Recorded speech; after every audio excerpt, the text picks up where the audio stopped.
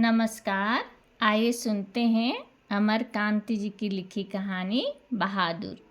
सहसा मैं काफ़ी गंभीर था, जैसा कि उस व्यक्ति को हो जाना चाहिए जिस पर एक भारी दायित्व आ गया हो। वह सामने खड़ा था और आंखों को पूरी तरह मटका रहा था। 12-13 वर्ष की उम्र, ठिगना शरीर, गोरा रंग और चपटा मुंह। वह सफ़ेद निक्कर, आधी बांह की सफ़ेद कमीज और भूरे रंग का पुराना जूता पहने था।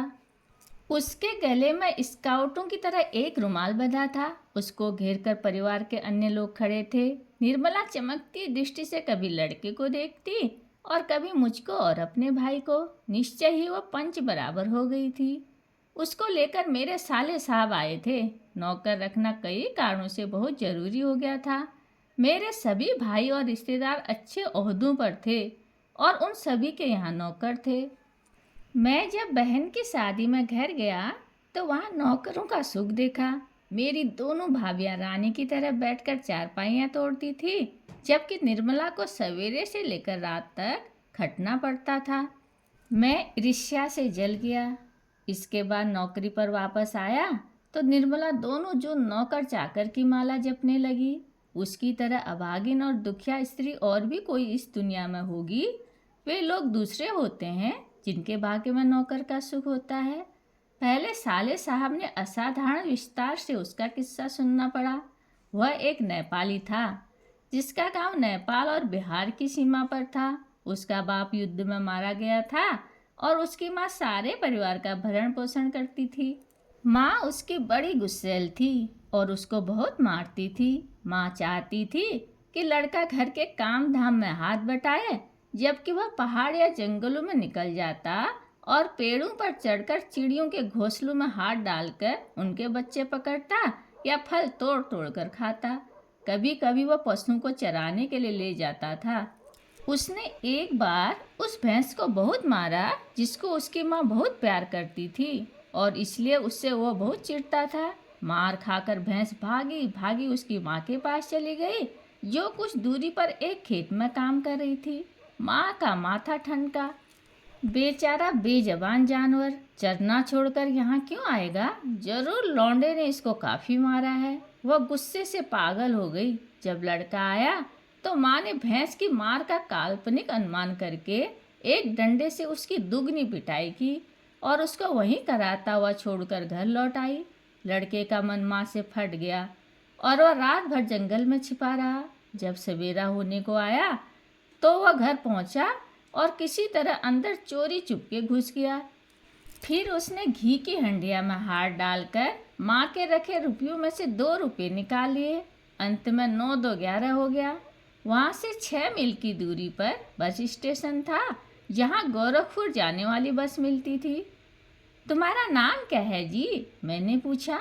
दिल बहादुर साहब। उसके स्वर में एक मीठी झंझनाहट थी। मुझे ठीक ठीक याद नहीं कि मैंने उसको क्या हिदायतें दी थी। शायद यह कि शरारतें छोड़कर ढंग से काम करे और उस घर को अपना घर समझे। इस घर में नौकर चाकर को बहुत प्यार और इज्जत से रखा जाता है। अगर वह वहाँ रह गया तो ढंग शऊर सीख जाएगा, घर के और लड़कों की तरह पढ़ लिख जाएगा और उसकी जिंदगी सुधर जाएगी। निर्मला ने उसी समय कुछ व्यवहारिक उपदेश दे डाले थे। इस मोहल्ले में बहुत तुच्छ लोग रहते हैं। वह न किसी के यहाँ जाए और न किसी का काम करे। कोई बाजार से कुछ लाने को कहे तो वह अभी आता हूँ कहकर अंदर खिसक जाए। उसको घर के सभी लोगों से सम्मान और तमीज से बोलना चाहिए। और भी बहुत सी बातें। अंत में निर्मला ने बहुत ही उदारता पूर्वक लड़के के नाम से दिल शब्द उड़ा दिया।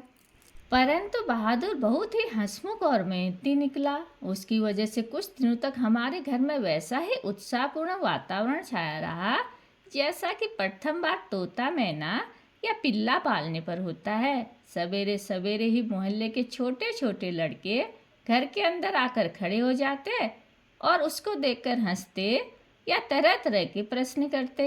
ए, तुम लोग छिपकली को क्या कहते हो? ए, तुमने शेर देखा है? ऐसी ही बात है उससे पहाड़ी गानों की फरमाइशें की जाती।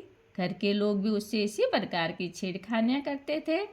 वह जितना उत्तर देता था उससे अधिक हंसता था। सबको उसके खाने और नाश्ते की बड़ी फिक्र रहती। निर्मला आंगन में खड़ी होकर पड़ोसियों को सुनाते हुए कहती थी, बहादुर, आकर नाश्ता क्यों नहीं कर लेते? मैं दूसरी औरतों की तरह नहीं हूँ जो नौकर चाकर को तलती भूनती हैं। मैं तो नौकर चाकर को अपने बच्चे की तरह रखती हूँ।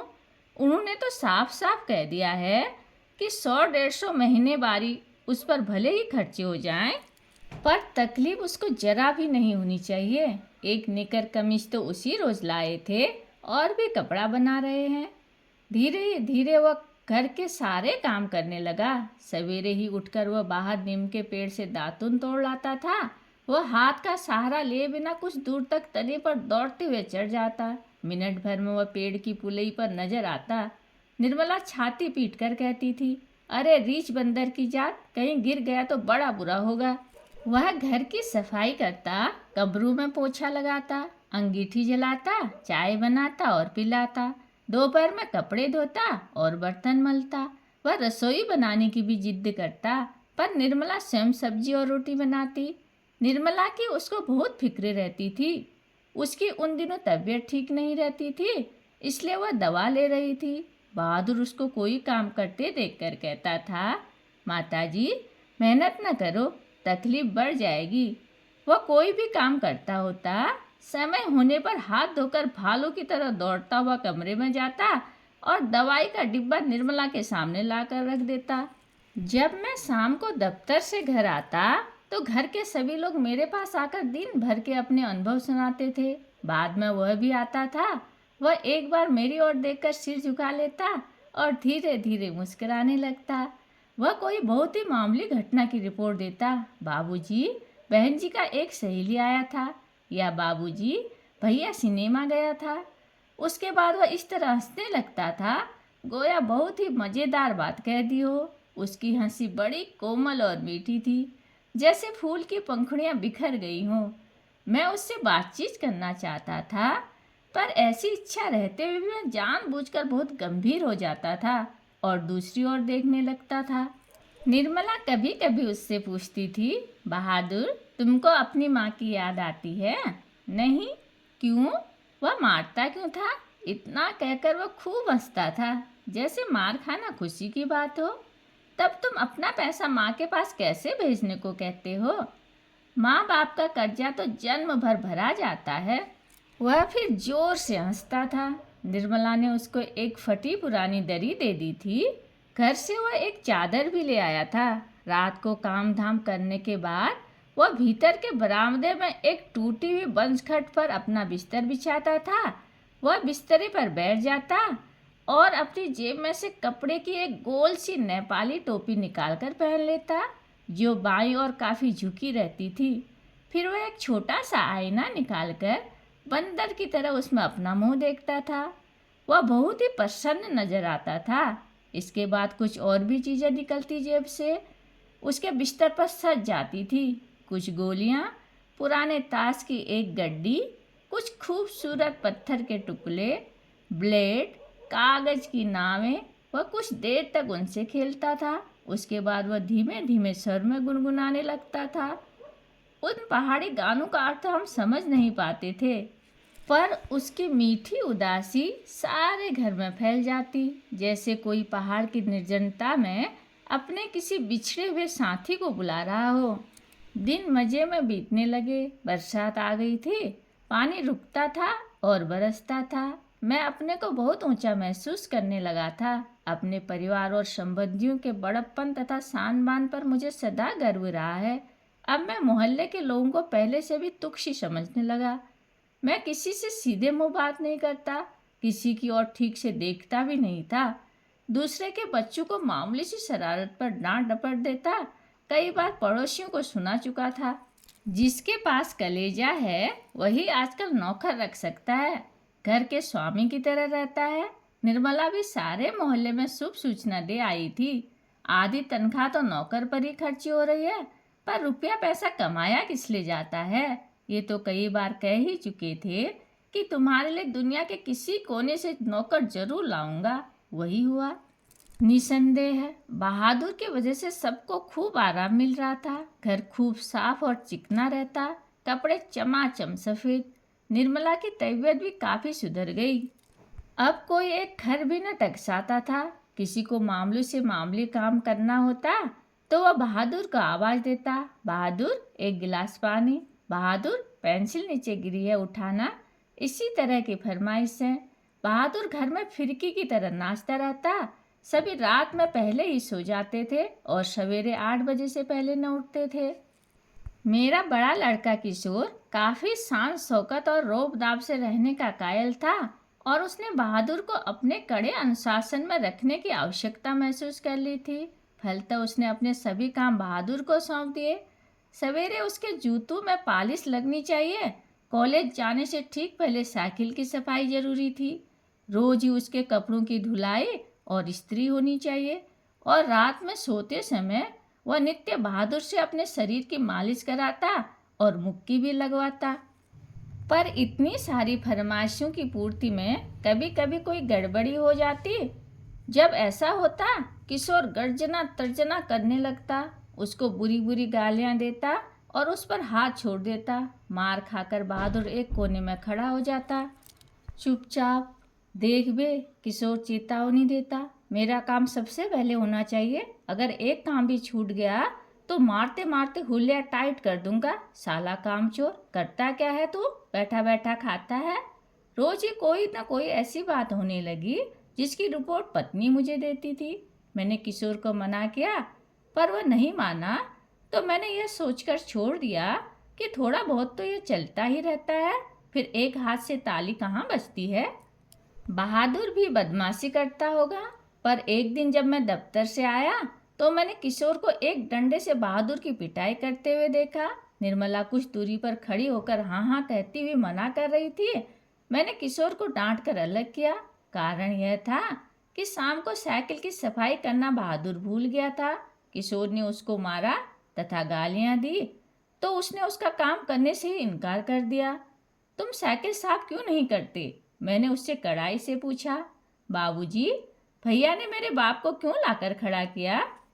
वह रोते हुए बोला, मैं जानता था कि किशोर उसको और भी भद्दी गालियां देता था, लेकिन आज उसने सुअर का बच्चा कहा था जो उसे बर्दाश्त न हुआ। निस्संदेह वह गाली उसके बाप पर पड़ती थी। मुझे कुछ हंसी आ गई। खैर, किशोर के व्यवहार को अच्छा नहीं कहा जा सकता, पर गृह स्वामी होने के कारण मुझ पर कुछ और गंभीर दायित्व भी थे। मैंने उसे समझाया, बहादुर, ये आदतें ठीक नहीं। तुम ठीक से काम करोगे तो तुमको कोई कुछ भी नहीं कहेगा। मेहनत बहुत अच्छी चीज़ है। जो उससे बचने की कोशिश करता है वह कुछ भी नहीं कर सकता। रूठना फूलना मुझे सख्त नापसंद है। तुम तो घर के लड़के की तरह हो। घर के लड़के मार नहीं खाते। हम तुमको जिस सुख आराम से रखते हैं वो कोई क्या रखेगा? जाकर दूसरे घरों में देखो तो पता लगे। नौकर चाकर भरपेट भोजन के लिए तरसते रहते हैं। चलो, सब खत्म हुआ, अब काम धाम करो। वह चुपचाप सुनता रहा, फिर हाथ मुंह धोकर काम करने लगा। जल्दी वह प्रसन्न भी हो गया। रात में सोते समय वह अपनी टोपी पहनकर देर तक गाता रहा। लेकिन कुछ ही दिनों बाद एक और भी गड़बड़ी शुरू हुई। निर्मला बहुत पतली पतली रोटियां सेकती थी, इसलिए वह रोटी बनाने का काम कभी बहादुर से नहीं लेती थी। लेकिन मोहल्ले की किसी औरत ने उसे यह सिखा दिया कि परिवार के लिए रोटियां बनाने के बाद वह बहादुर से कहे कि वह अपनी रोटी खुद बना लिया करे, नहीं तो नौकर चाकर की आदत खराब हो जाती है। महीन खाने से उसकी आदत बिगड़ जाती है। यह बात निर्मला को जच गई थी और रात में उसने ऐसा ही प्रयोग किया। वह अपनी रोटियां बनाकर चौके में से उठ गई। बहादुर का मुंह उतर गया। वह चूल्हे के पास सिर झुकाकर चुपचाप खड़ा रहा। क्या हो गया रे? निर्मला ने पूछा। वह कुछ नहीं बोला। चल, चुपचाप बना अपनी रोटियां। तू सोचता है कि मैं तुझे पतली पतली नरम नरम रोटियां सेक कर खिलाऊंगी? तू कोई घर का लड़का है? नौकर चाकर तो अपना बनाकर खाते ही रहते हैं। तीता तो इसको इसलिए लग रहा है कि सारे घर के लिए मैंने रोटियां बनाई, इसको अलग करके इसके साथ भेद क्यों किया? वाह रे, इसके पेट में तो लंबी दाढ़ी है। जा रोटियां सेक। मैं नहीं बनाऊंगा। मेरी माँ भी सारे घर की रोटियां बनाकर मुझसे रोटी सिखवाती थी। वह रोने लगा था। तो क्या मैं तेरी माँ हूँ कि तू मुझसे जिद कर रहा है? घर के लड़कों के बराबर बन रहा है? मारते मारते मुंह रंग दूंगी। पर उसने अपने लिए रोटी नहीं बनाई। मुझे भी बड़ा गुस्सा आया। मैंने उसको डांटा और समझाया, पर वह नहीं माना। रात भर भूखा ही रहा। पर सवेरे उठकर वह पहले की तरह हंसने लगा। उसने अंगीठी जलाकर अपने लिए रोटियां सेकी। अपनी बनाई मोटी और भरती रोटियों को देखकर वह खिलखिलाने लगा। फिर रात की बची हुई सब्जी से उसने खाना खा लिया। लेकिन निर्मला का भी हाथ खुल गया था। वह उससे कुछ चिढ़ भी गई थी। अब बहादुर से कोई भी गलती होती तो वह उस पर हाथ चला देती।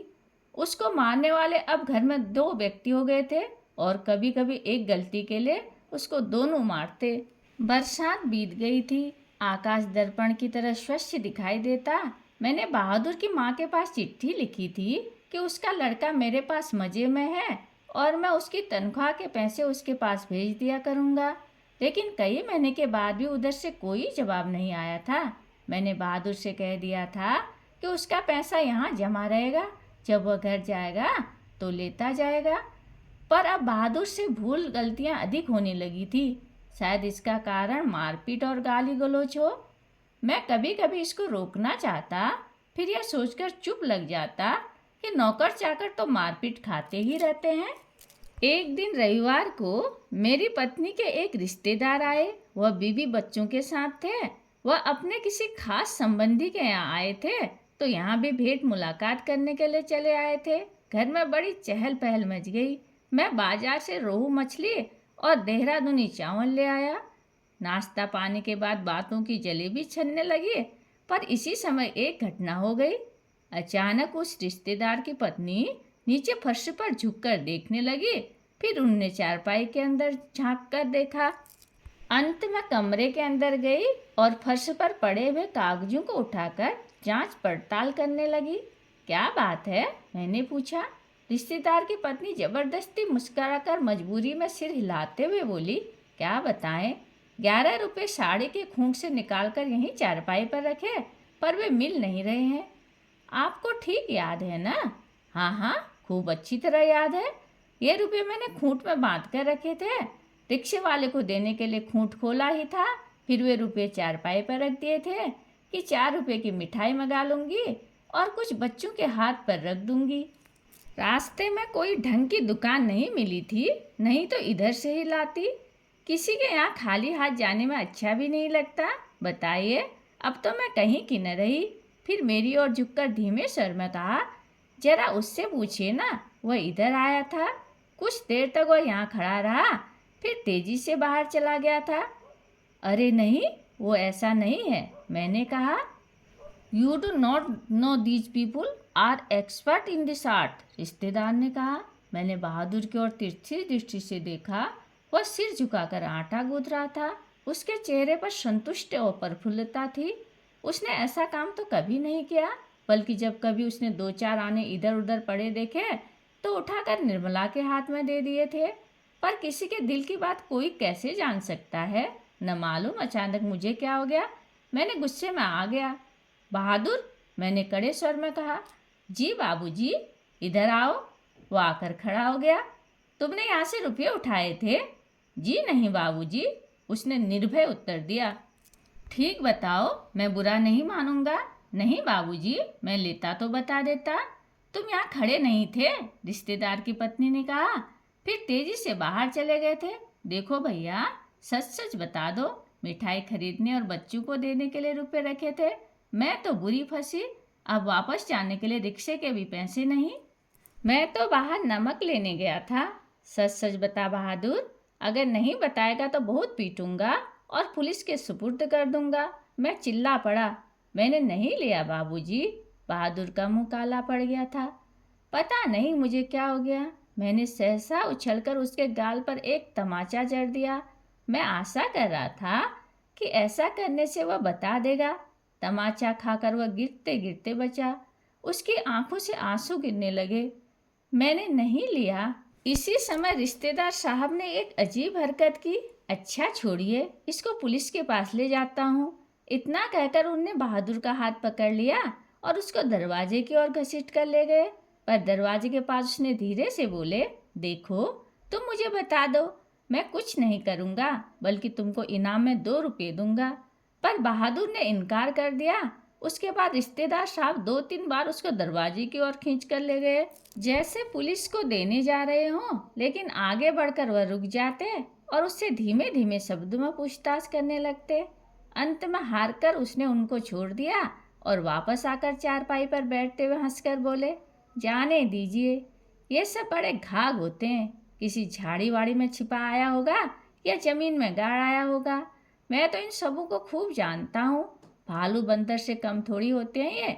चलिए, इतना नुकसान लिखा था। इसके बाद निर्मला ने भी उसको डराया धमकाया और 2-4 तमाचे जड़ दिए, पर वह नहीं नहीं कहता रहा। इस घटना के बाद बहादुर काफी डांट मार खाने लगा। घर के सभी लोग उसको कुत्ते की तरह दुधियारा करते।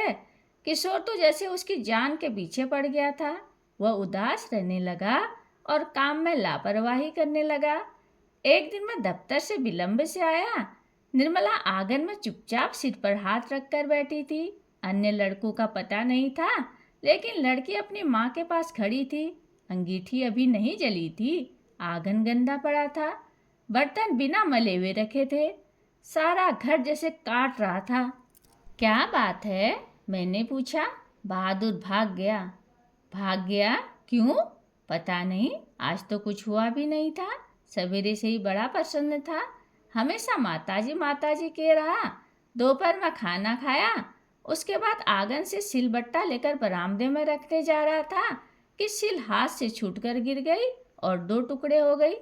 शायद इसी डर से वह भाग गया कि लोग मारेंगे। पर मैं इसके लिए उसको थोड़े कुछ कहती। क्या बताऊं, मेरी किस्मत में आराम ही नहीं। कुछ ले गया, यही तो अफसोस है। कोई भी सामान नहीं ले गया है। उसके कपड़े, उसका बिस्तर, उसके जूते सभी छोड़ गया। पता नहीं उसने हमें क्या समझा। अगर वह कहता तो मैं उसे रोकते थोड़ी, बल्कि उसको खूब अच्छी तरह पहना उड़ाकर भेजती। हाथ में उसकी तनख्वाह के रुपये देती, 2-4 रुपये और अधिक दे देती। पर वह तो कुछ ले ही नहीं गया। और वे 11 रुपये? अरे वह सब झूठ है। मैं तो पहले ही जानती थी कि वे लोग बच्चे को कुछ देना ही नहीं चाहते, इसलिए अपनी गलती और लाज छिपाने के लिए प्रपंच रच रहे हैं। उन लोगों को क्या मैं जानती नहीं? कभी उनके रुपए रास्ते में गुम हो जाते हैं, कभी वे गलती से घर ही छोड़ आते हैं। मेरे कलेजे में तो जैसे कुछ हो रहा है।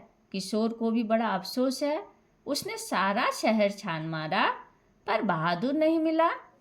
किशोर आकर कहने लगा, अम्मा, एक बार भी अगर बहादुर आ जाता तो मैं उसको पकड़ लेता और कभी जाने न देता। उससे माफ़ी मांग लेता और कभी नहीं मारता। सच, अब ऐसा नौकर कभी नहीं मिलेगा।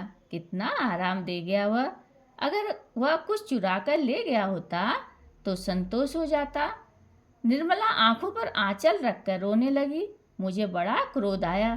मैं चिल्लाना चाहता था, पर भीतर ही भीतर मेरा कलेजा जैसे बैठ रहा हो। मैं वहीं चारपाई पर सिर झुकाकर बैठ गया।